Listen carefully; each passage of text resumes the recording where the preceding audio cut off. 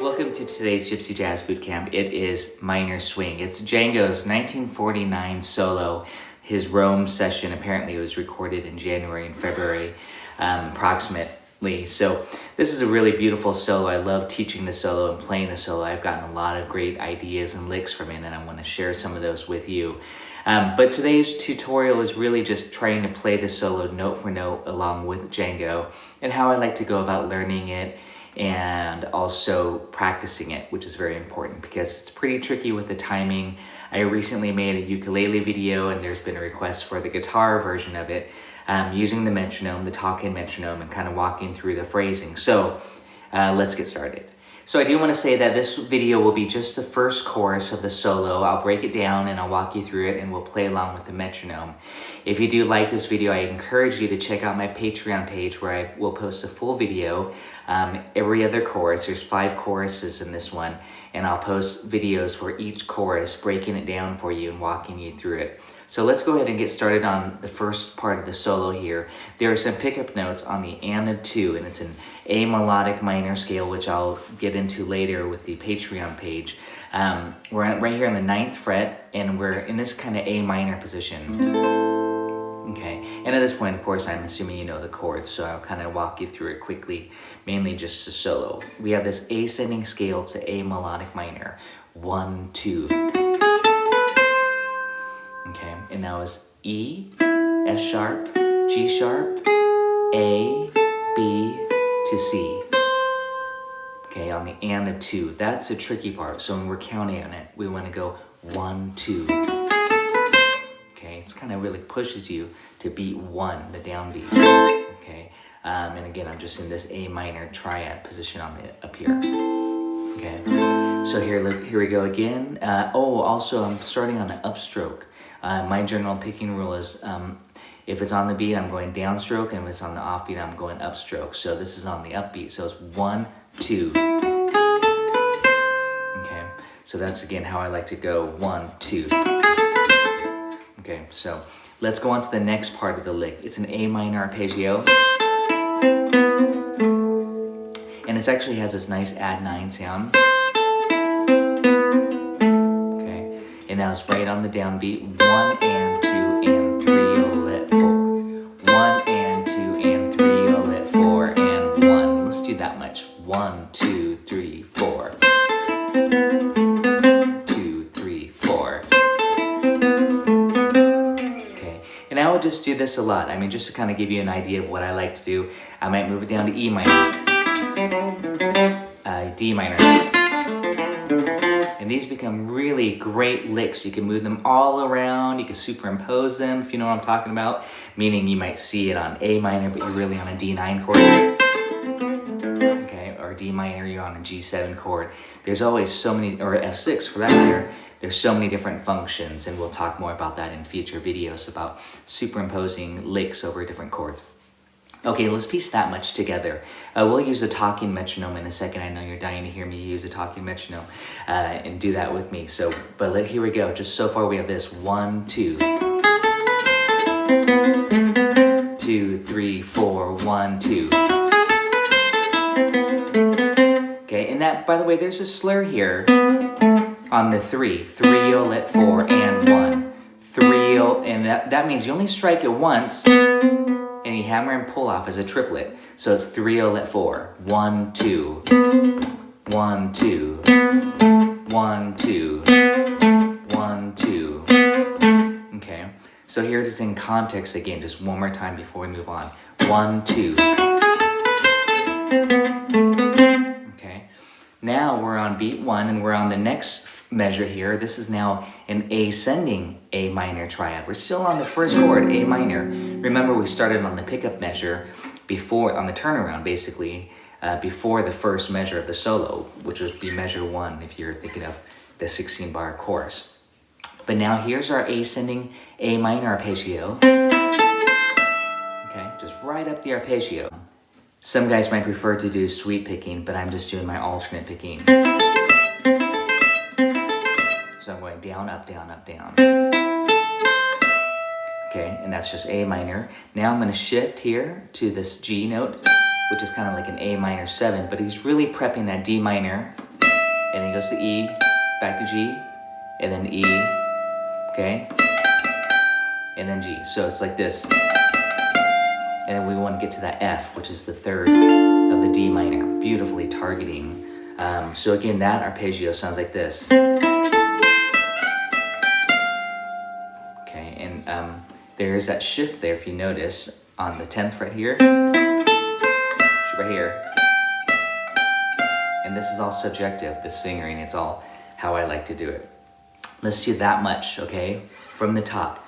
1, 2.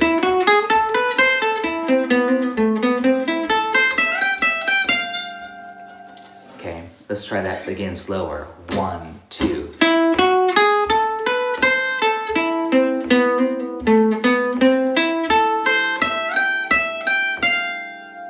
Okay, great. So we're on the D minor chord now. Now, as soon as we land on that F of the D minor, the third of the D minor, we're actually going to be doing this slur again, triplet. And that's actually a D minor 6 arpeggio. Sometimes I think of it as a B minor 7 flat 5. Same thing. This G note is not a part of the chord tone. It's just an auxiliary note. 3 to 4 embellishment. Borelli uses that lick quite a bit. The fingering I'm using here is on my ring finger and my pinky, so that may be challenging. Some of you may want to try out some different fingering, but because we went, I didn't feel a need to shift just to get my first finger here, but I know not all of you are pinky players, so please do what is necessary for you, as well as picking this also. Mainly, the idea is you want to be able to execute it cleanly and swinging, okay? So we have this lick. Okay, now we're going to shift down here to the B. And that's a sweet lick on the D minor.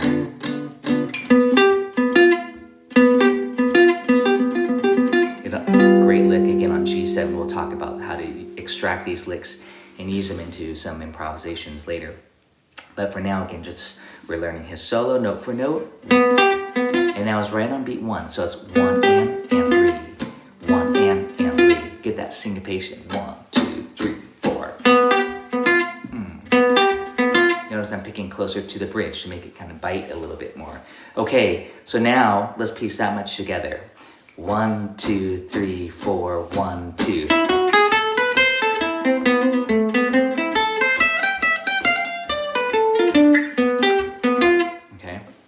Now the tricky part. The tricky part is actually when there's all this space, because now you have to be really counting, and that's what's tricky about a lot of Django solos, or learning solos in general, is the timing, the phrasing. A lot of my Gypsy Jazz Bootcamp etudes that many of you have been working on are kind of, I leave out all the rhythm stuff. I kind of leave that up to you for later for improvisation. However, I just kind of go over what the material is without the rhythmic stuff. So, and that's also to make it easier to learn quicker. Okay, so now on this 5th measure here, I know this is dense, a lot of material here. We want to rest on beat 1. So I'm going to just say 1 loud, and then we're going to slide a half step below the root, the D sharp into the E. 1, 1. Okay, 1, 2, 3, 4, 1. And that's D sharp to E. And I'm just using my first finger. Okay, now we're gonna jump right to the D, the flat 7. So listen to this kind of a cool lick. That flat 7. Now we're gonna go down the arpeggio. Okay, and that's that's just right down the arpeggio, the G sharp minor 7 flat 5, or it could be called E9. Okay, we'll talk more about that later. 1, 2, 3, 4, 1. And that's right on the G sharp. We did have a 4-3 suspension there. And then now we're going to go up the diminished 7 arpeggio. So essentially Django's thinking 9, flat 9 to the A minor 6. And that's a beautiful trick I'm going to be talking about a lot more in general. I like to think that 9, flat 9, minor 6. And it's really because I do that a lot because of Django, this one little lick here too. But Django went like this, 9, and then flat 9, and then minor. And by the way, that's a lot of the A minor add 9. Really pretty sound on the minor 6 chord. Let's get that lick down again. 1.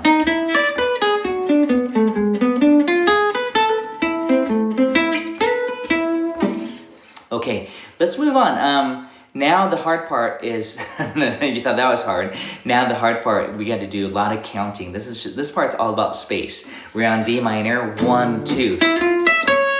Okay, and that's a great lick. I'll hear it as slow. It's E to F again. Here's that half step. He approached a lot of these notes, the chord tones, the half step below. You can hammer, you can slide. I'm not too picky about that. But then here's that interval again of a 7. And this time it goes to a minor major 7 on the D chord. Beautiful sound. So it's 1, 2. Okay. And then now we're on A minor. Or actually, there's a full measure of space. So it's 1, 2. 1, 2, 3, 4, 1. Okay, that's tricky. Let's do that again. And don't worry, I'm going to put on the metronome in a second. And by the way, I'm going to stop and say, if you like this, how I'm walking you through this, please consider joining my Patreon. I'm going to put the rest of the solo on there, as well as his other solo from 1937. Okay, so here we go again. 1, 2, 3, 4, 1, 2. 1, 2, 3, 4, 1. Okay, and you can do some sliding or hammer or whatever you want to do. Let's try that again, just timing on that D minor chord. 1, 2, 3, 4, 1, 2. 1, 2, 3, 4, 1. 4, 1. Okay, then let's stop right there and get that cool lick, the harmonic minor scale lick. So actually, let's just go ahead and do that. You can backtrack if you need to. That lick started on the and of 1, and we're showing the and tail end, the A minor is 2 measures of A minor, so it's 1. I'll do that again. Notice the slur here. This part is really nice to get that slur. 1, 1, 1, 1. And we want to get us to this B note, but we're kind of doing a quick. Okay, that's all A harmonic minor. So 1, 2, 3, 4, 1. And notice that B flat there, that's tritone substitution. A lot of times on minor swings, some people, instead of playing the E7 for the last measure, they go E7 to B flat 7, and that's kind of what Django's doing here, is thinking B flat major triad. And then way up here, and notice this surrounding tone. Here's A, but we're going B flat, A flat, which is all part of a B flat 7 chord, and then finally A. So you can see how beautiful B flat 7 goes to A minor 6. Okay, so it's a great trick. You go E7, B flat 7, A minor 6. But you can think that with your soloing, as in this case. So here it is slowly, 4, 1, 3, 4, 1.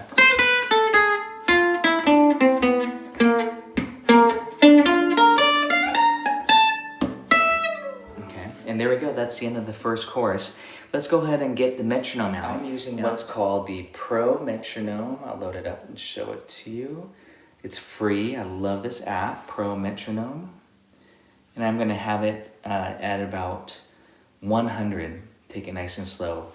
And it's gonna talk. Okay, here we go. This portion of it now, I'm gonna play along with the talking metronome. This really helps you count and try to get the timing of it. But I'll break it down still instead of just going through the whole thing.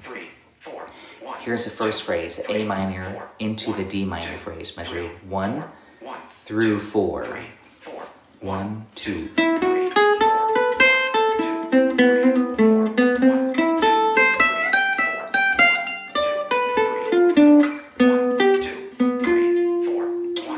Okay, and you can stop and slow that down. Let's do the E7 lick. This is measure 5, 6, 7, and 8. E7 to A minor, of course 5 to 1. It starts on the and of 1. We may have to do this a few times. This is tricky. It gets trickier when you have to actually count. 3, 4, 1.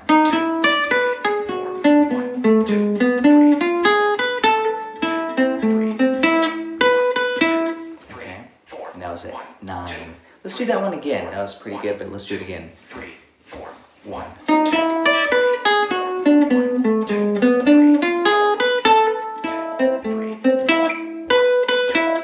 Okay, and now we're coming up to a D minor chord.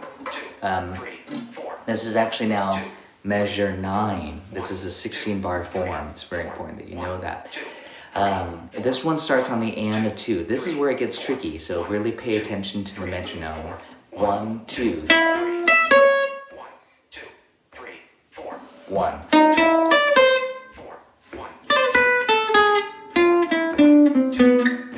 And I was gonna just stop there, so let's just go ahead and stop there. I want to do just that D minor to the A minor a few times, mainly so you get the space. That's the hard part. When I teach this to my students, it's often, this is the part we work on the most. And surprisingly, it's a part where there's not that many notes. It's really about the timing. Here we go again. 1, 2.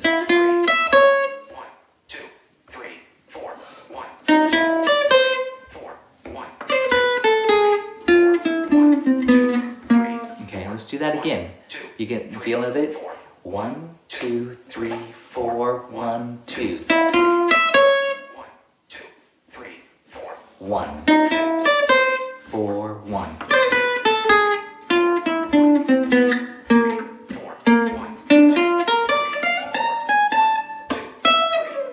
And that's it, okay? Let's go in and piece that last phrase together. And I want to actually just start on this phrase where it starts into the E7 chord. 1.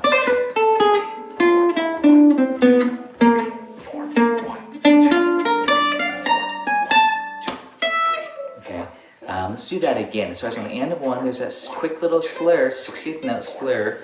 And then the triad, the B flat triad, B flat, then it becomes B flat 7 up high. 1, 2, 3, 4, 1.